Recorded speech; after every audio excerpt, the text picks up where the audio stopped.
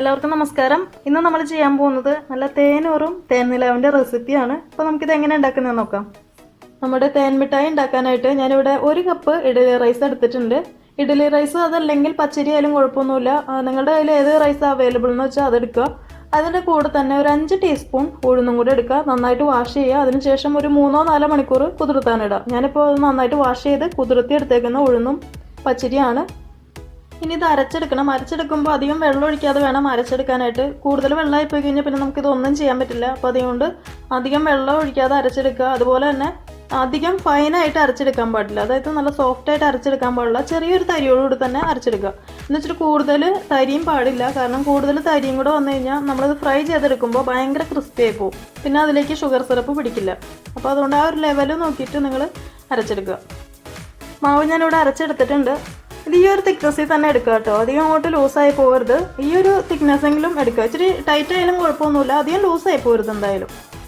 ഞാനത് പറയാൻ കാരണം ഞാൻ 2 രീതിയിൽ ഇത് ട്രൈ ചെയ്ത് നോക്കിയിട്ടുണ്ട്. അതായത് മാവ് ഇച്ചിരി ലൂസാക്കിയിട്ടും ഉണ്ടാക്കി നോക്കിയിട്ടുണ്ട്, ഇച്ചിരി ടൈറ്റിലും ഉണ്ടാക്കി നോക്കിയിട്ടുണ്ട്. അപ്പോൾ ശരിക്കും കറക്റ്റായിട്ട് വന്നേക്കുന്നത് മാവ് ഇച്ചിരി ടൈറ്റിൽ എടുത്തപ്പോഴാണ്. ലൂസായിട്ട് എടുക്കുമ്പോൾ ഇത് ശരിക്കും എണ്ണയിലിടുമ്പോൾ നല്ല പഫ് ചെയ്തൊക്കെ വരും. പക്ഷെ നമ്മളത് ഷുഗർ സിറപ്പിലേക്ക് ഇടുമ്പോൾ ഈ നനഞ്ഞ അവസ്ഥ, അതായത് വാടിപ്പോയ ആ ഒരു അവസ്ഥയിലാണ് കിട്ടുക. അപ്പോൾ ശരിക്കും ഇതേപോലെ നല്ല ടൈറ്റിൽ എടുക്കുകയാണെങ്കിൽ അത് എത്ര നേരം വേണമെങ്കിലും നല്ല പഫ് ചെയ്ത് നിൽക്കും, കുഴപ്പമൊന്നും ഉണ്ടാവില്ല. ഇതിലേക്ക് നമുക്കിനി ബേക്കിംഗ് പൗഡർ ചേർത്ത് കൊടുക്കാം. ഞാനിപ്പോൾ ഒരു 1/4 ടീസ്പൂൺ തികച്ചെടുത്തിട്ടില്ല. 1/4 ടീസ്പൂൺ തന്നെ വേണമെന്നില്ല, ഇച്ചിരി കൂടെ കുറച്ച് മതി. അതുപോലെ തന്നെ ഇതിലേക്ക് കുറച്ച് ഫുഡ് കളറും കൂടെ ചേർത്ത് കൊടുക്കാം.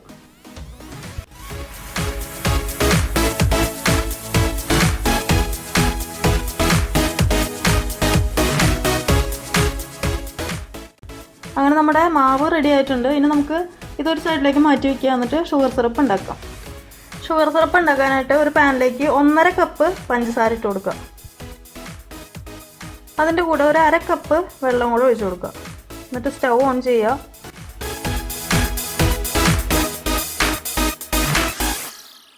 നമ്മുടെ ഷുഗർ സിറപ്പിൻ്റെ പാകം എന്ന് പറഞ്ഞു കഴിഞ്ഞാൽ നൂൽപ്പരുവൊന്നും ആവണ്ട, നല്ല തിക്കായിട്ട് വന്നാൽ മതി.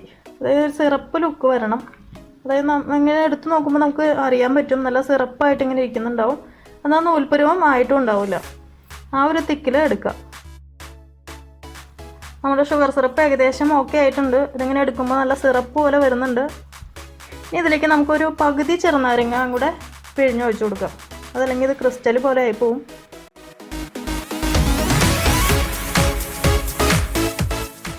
ഇനി നമുക്ക് കൂടുതൽ നേരം വെയിറ്റ് ചെയ്യണ്ട. അപ്പോൾ ഇത് നൂൽപ്പരുവായി പോവും. നമുക്കിനി സ്റ്റൗ ഓഫ് ചെയ്യാം.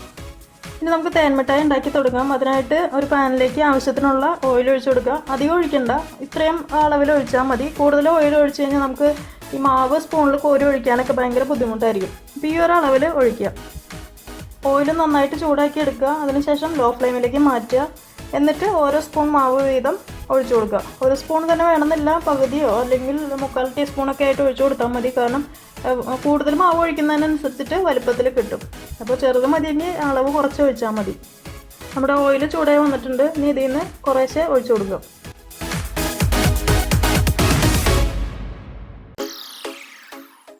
മാവ് ലൂസ് ആവരുത്തിട്ടോ, എപ്പോഴും ശ്രദ്ധിക്കുക. നല്ല ടൈറ്റായിട്ട് തന്നെ എടുത്താലും കുഴപ്പമൊന്നുമില്ല. ലൂസായി പോയി കഴിഞ്ഞാൽ ഞാൻ നേരത്തെ പറഞ്ഞ പോലെ തണുത്ത പോലെ ആയിപ്പോവും. നമ്മൾ ഷുഗർ സിറപ്പിൽ നിന്നൊക്കെ എടുത്ത് വരുമ്പോൾ തണുത്ത അവസ്ഥയായിരിക്കും. ഇച്ചിരി കട്ടിയായാലും കുഴപ്പമൊന്നുമില്ല.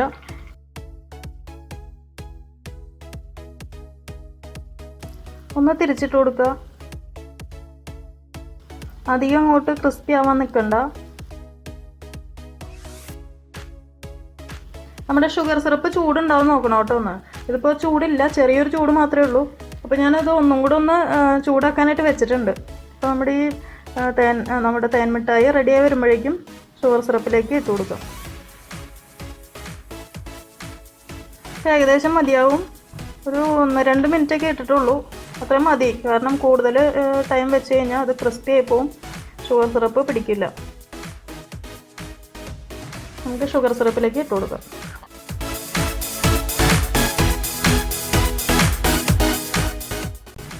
അപ്പോൾ ഇതുപോലെ തന്നെ അടുത്ത ബാച്ചും ഉണ്ടാക്കിയെടുക്കുക.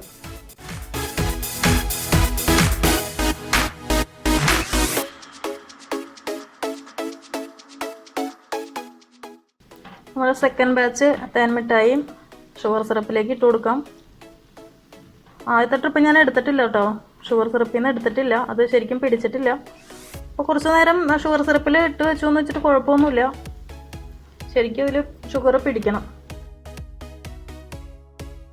ശരിക്കും നമുക്ക് അറിയാൻ പറ്റും കേട്ടോ, ഇതിലേക്ക് ഷുഗർ സിറപ്പ് പിടിച്ചിട്ടുണ്ടെങ്കിൽ അറിയാൻ പറ്റും, കളർ വ്യത്യാസം ഉണ്ടാവും.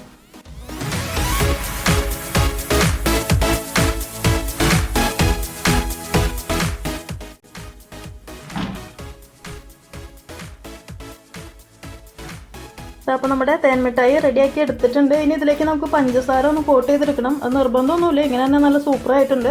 പിന്നെ നമുക്കൊരു ഒറിജിനാലിറ്റിക്ക് വേണ്ടിയിട്ട് കുറച്ച് പഞ്ചസാര ഒന്ന് കോട്ട് ചെയ്തെടുക്കാം. നമ്മൾ ഷുഗർ സിറപ്പിൽ ഓരോന്നായിട്ട് കോട്ട് ചെയ്തെടുക്കുന്നതിനേക്കാളും എളുപ്പം ഇതുപോലൊരു കണ്ടെയ്നറിൽ കുറച്ച് ഷുഗർ ഇട്ട് കൊടുക്കുക, എന്നിട്ട് അതിലേക്ക് കുറച്ച് ഇട്ട് കൊടുക്കുക. അതായത് നമ്മുടെ തേൻ മിഠായി കുറച്ച് ഇട്ട് കൊടുക്കുക. ഇതൊന്ന് അടച്ച് വയ്ക്കുക, എന്നിട്ട് നന്നായിട്ട് ഷേക്ക് ചെയ്തെടുക്കുക.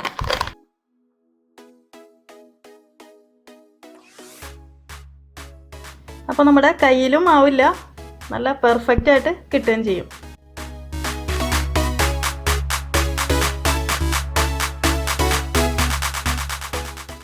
ഇനി വീണ്ടും ഇതിൽ കുറച്ച് പഞ്ചസാര ഇട്ട് കൊടുക്കുക, വീണ്ടും നമ്മുടെ തേൻ മിഠായി ഇട്ട് കൊടുക്കുക, എന്നിട്ട് നന്നായിട്ട് ഷേക്ക് ചെയ്തെടുക്കുക.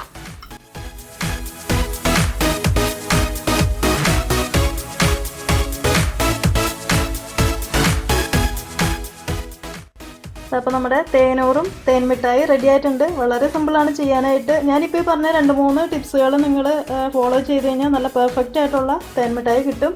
മെയിനായിട്ട് ബാറ്റർ ലൂസായി പോരുന്നു, നല്ല ടൈറ്റിൽ തന്നെ എടുക്കുക. രണ്ടാമത്തെ കാര്യം, നമ്മൾ ഷുഗർ സിറപ്പിൽ നാരങ്ങ ഒഴിക്കുമല്ലോ, അത് മസ്റ്റായിട്ടും ചെയ്യുക. കാരണം ആ നാരങ്ങ നീരിൻ്റെ ആ ഒരു പുളിയും കൂടെ വരുമ്പോൾ നല്ല ഇച്ചിരി കൂടെ നല്ല ടേസ്റ്റ് ഉണ്ടാവും. ആ വ്യത്യാസം അറിയണമെങ്കിൽ നിങ്ങൾ നാരങ്ങ നീര് ചേർക്കാതെയും ചേർത്തിട്ടും ഒന്ന് ട്രൈ ചെയ്ത് നോക്കുക. ഒറ്റ പ്രാവശ്യമായിട്ട് തന്നെ ചെയ്താൽ മതി. കുറച്ച് അളവിലെടുത്തിട്ട് ഒരു പാത്രത്തിൽ നാരങ്ങ നീര് പിഴിഞ്ഞൊഴിക്കുക, ഒരെണ്ണത്തിൽ പ്ലെയിനായിട്ട് ചെയ്യുക. അപ്പോൾ ശരിക്കും വ്യത്യാസം നിങ്ങൾക്ക് മനസ്സിലാവും. നമ്മൾ ഷുഗർ സിറപ്പിൽ നാരങ്ങ നീര് ചേർക്കാത്തതിൻ്റെ വ്യത്യാസം ഞാൻ കാണിക്കാൻ വേണ്ടിയിട്ട് 1-2 ഉണ്ടാക്കിയായിരുന്നു രാവിലെ തന്നെ. അപ്പോൾ അതിൻ്റെ വ്യത്യാസം നിങ്ങൾക്ക് കാണുന്നുണ്ടോയെന്ന് അറിയില്ല. ശരിക്കും നമ്മൾ നാരങ്ങ നീര് ഇതിൽ ചേർത്തില്ലെങ്കിൽ കുറച്ച് ടൈം കഴിയുമ്പോൾ ഇതുപോലെ ക്രിസ്റ്റൽ പോലെ ഇങ്ങനെ വരും. നമ്മൾ ഷുഗർ സിറപ്പിലും കുറച്ച് കഴിയുമ്പോൾ ക്രിസ്റ്റൽ പോലെ ആയിപ്പോവും. നമ്മൾ ഇപ്പോൾ ഇത്രയും തേൻ മിഠായിയൊക്കെ ഉണ്ടാക്കി വരുമ്പോഴത്തേനും ഷുഗർ സിറപ്പ് കട്ടിയായിട്ട് നമുക്ക് അതിലേക്ക് ഇടാൻ പറ്റില്ല, പിന്നെ ചൂടാക്കിക്കൊണ്ടിരിക്കണം. എന്നാൽ പോലും ഇതുപോലെ ക്രിസ്റ്റൽ പോലെ ആയിപ്പോവും. അപ്പോൾ അതുകൊണ്ടാണ് മസ്റ്റായിട്ട് നിങ്ങൾ ഷുഗർ സിറപ്പിലേക്ക് നാരങ്ങ നീര് ചേർക്കാൻ പറയുന്നത്. അപ്പോൾ എന്തായാലും നിങ്ങൾക്ക് ഈ വീഡിയോ ഇഷ്ടപ്പെട്ടു എന്ന് വിചാരിക്കുന്നു. മസ്റ്റായിട്ടും ട്രൈ ചെയ്ത് നോക്കുക. എന്നും പറയുന്ന പോലെ തന്നെ ലൈക്കും കമൻറ്റും ഷെയറും ഒന്നും മറക്കണ്ട. അപ്പോൾ അടുത്ത ദിവസം നമുക്ക് കാണാം. താങ്ക്